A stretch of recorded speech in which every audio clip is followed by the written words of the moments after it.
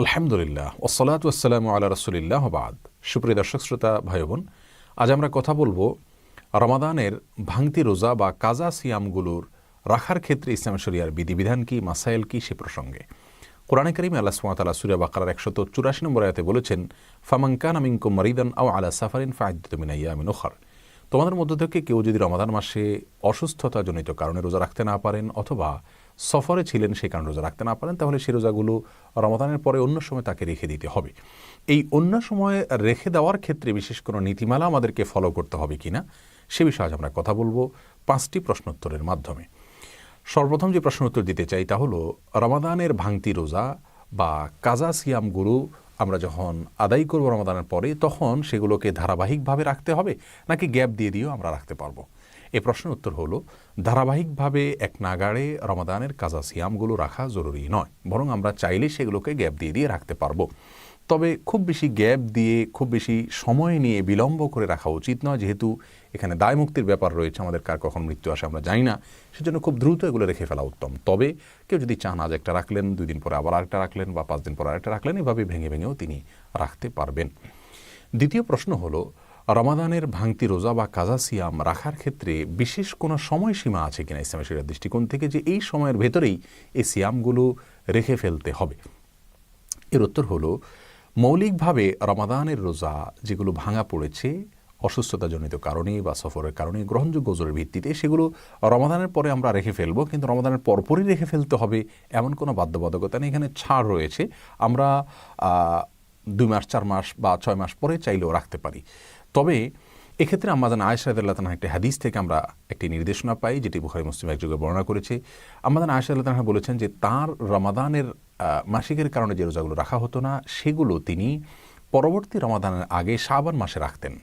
এতটা দেরি করতেন কারণ রাসূল আকরাম সাল্লাল্লাহু আলাইহি ওয়াসাল্লাম তার সঙ্গে বসবাস করতেন, তার অধিকার এর প্রতি খেয়াল রেখে তিনি বিলম্ব করতেন।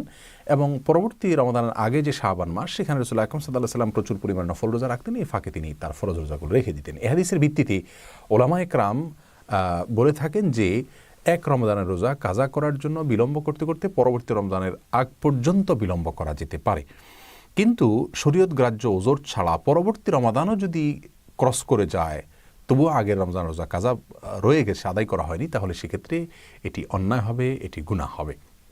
আর যদি শরীয়ত গ্রাহ্য ওজরের কারণে দেরি হয়, পরবর্তী রমজানও চলে আসে, তাহলে সেটা কারণে কোনো গুনাহ হবে না। যদি কোনো কারণে পরবর্তী রমজান চলে আসলো, এর পরেও কিন্তু আগের রমজানের রোজা কাজা বাকি থাকলে সেগুলো আদায় করতে হবে। সেক্ষেত্রে কাজার পাশাপাশি অন্য কোনো অর্থদণ্ড বা অন্য কোনো কিছু দিতে হবে না, এটাই বিশুদ্ধতম মত। তাহলে আমরা জানলাম যে রমজানের রোজা এটা রাখার ক্ষেত্রে 2 মাস 4 মাস 6 মাসের কোনো সময়সীমা নেই, তবে পরবর্তী রমজানের আগে আগে সেগুলো রেখে ফেলা উচিত। কোনো গ্রহণযোগ্য ওজর ছাড়া পরবর্তী রমজানের পরে বিলম্ব করা জায়েজ নয়, সঠিক নয়, উচিত নয়। তৃতীয় প্রশ্ন হলো, রমাদানের ভাঙতি রোজা বা কাজা সিয়াম এগুলো আমরা যখন রাখবো তখন এর পাশাপাশি অন্য কোনো কিছু করতে হবে কিনা। যেমন রমাদানে আমরা তারাবি পড়ি, আবার রোজাও রাখি, তাহলে রমজানের কাজা আদায় করতে গেলে রাতে তারাবি পড়ে তারপর রোজা রাখতে হবে কিনা? এর উত্তর হলো না।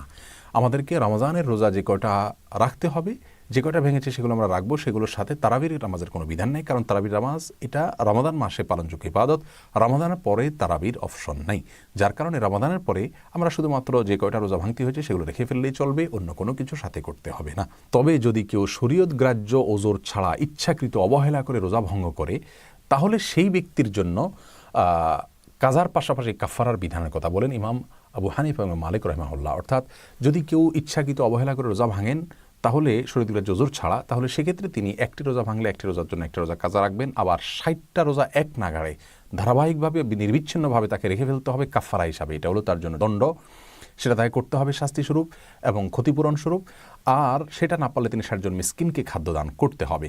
যদিও অন্যান্য ইমামদের মতে এই মাসআলাটি শুধুমাত্র স্ত্রী সহবাসের মাধ্যমে যদি কেউ রোজা ভঙ্গ করেন, তাহলে সেক্ষেত্রে তার জন্য প্রযোজ্য। তাহলে সাধারণ রোজা ভাঙতি রোজা যেগুলো, সেগুলো রাখার ক্ষেত্রে কোনো কিছুই না, যে কটার ভাঙছে সেগুলো রেখেই ফেললে হবে।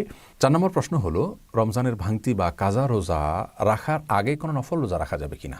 এই প্রশ্ন উত্তর হলো, রমজানের কাজা বা ভাঙতি রোজা রাখার আগে নফল রোজা রাখা যাবে, তবে কাজা রোজা রাখা যেহেতু ফরজ, নফল রোজা তো বাধ্যতামূলক নয় আমাদের জন্য, অতএব সেটাকে অগ্রাধিকার দিয়ে আগে রাখা উচিত, নফল রোজা একটু পরে রাখলেও চলবে। কিন্তু কোনো কারণে যদি সেটাকে বিলম্ব করেন, অর্থাৎ ফরজ কাজা রোজাকে, এবং এর আগে নফল রোজা রাখেন, তাহলে সেটা জায়েজ হবে। বিশেষ করে শাওয়ালের 6 রোজা সম্পর্কে অনেকে জানতে চান যে শাওয়ালের 6 রোজা এটা আমরা যদি রমজানের ফরজ ভাঙতি রোজা রাখার আগে রাখি তাহলে জায়েজ হবে কিনা। এ বিষয়ে অনেক উলামা ইকরাম নিষেধ করেন, কারণ হাদিসে আসছে মান সামা রমাদান সুম্মা আতবাউ সিত্তাম মিন শাওয়াল, যে ব্যক্তি রমজান রোজা রাখলো তারপরে শাওয়ালের 6 রোজা রাখলো, তার জন্য ফজিলত রয়েছে। অতএব আপনাকে রমজান রোজা আগে শেষ করতে হবে কাজা সহ, তারপর শাওয়াল রোজা রাখুন, এটা অনেক উলামা ইকরামের বক্তব্য। তবে যদি কেউ অনেক বেশি ভাঙতি রোজা রয়েছে, তার এই ভাঙতি রোজাগুলো রেখে শাওয়ালের 6 রোজা রাখা তার দ্বারা সম্ভব হবে না এই মাসের মধ্যে, এরকম মনে করেন, তাহলে শাওয়ালের 6 রোজা রেখে তারপর ভাঙতি রোজা রাখলেও ইনশাআল্লাহ তিনি আল্লাহর কাছ থেকে ফজিলত আশা করতে পারেন। 5 নম্বর এবং সর্বশেষ প্রশ্ন হলো, যদি কেউ কাজা রোজা রাখার আগে মৃত্যুবরণ করেন, আল্লাহ না করুন, তাহলে তার কি হবে? এর উত্তর হলো, যদি কেউ রমজানের ভাঙতি বা কাজা রোজা রাখার সামর্থ্যই হয়নি, এখনও তিনি সুস্থ হননি, এখনও সফর থেকে ফিরে আসেননি, রমজান শেষ হয়েছে ঠিক, কিন্তু তিনি এখনও সুস্থ হননি, তার মানে সামর্থ্য হয়নি এখনও কাজা রাখার, তার আগে তার মৃত্যুবরণ করেন, তিনি মারা যান, তাহলে তো সেক্ষেত্রে তার কোনো দায় নেই, যেহেতু তিনি সামর্থ্য পাওয়ার আগেই তিনি মৃত্যুবরণ করেছেন। আর যদি তার সামর্থ্য ছিল কিন্তু অবহেলা করে তিনি বিলম্ব করেছেন, এরকম পরিস্থিতি দেখা দেয় এবং তারপরে তার মৃত্যু হয়ে যায়, তাহলে সেক্ষেত্রে তার ওয়ারিশরা তার পক্ষ থেকে প্রত্যেকটা রোজার জন্য ফিদিয়া আদায় করবেন। এটি হলো বিশুদ্ধতম মত। অনেক উলামা ইকরাম বলেছেন তার পক্ষ থেকে ওয়ারিশরা রোজা রেখে দিবেন। যাই হোক, দুটি মতই রয়েছে স্কলারগণের, ফোকাহে ইকরামের। আল্লাহ সুবহানাহু ওয়া তাআলা আমাদের সকলকে রমাদানের ভাঙতি সিয়ামগুলোকে সুন্নাহসম্মত উপায়ে রাখার তৌফিক দান করুন এবং প্রতিটি বিধানকে কোরআন এবং হাদিস অনুযায়ী আদায় করার তৌফিক দান করুন। আসসালামু আলাইকুম ওয়া রাহমাতুল্লাহি ওয়া বারাকাতুহু।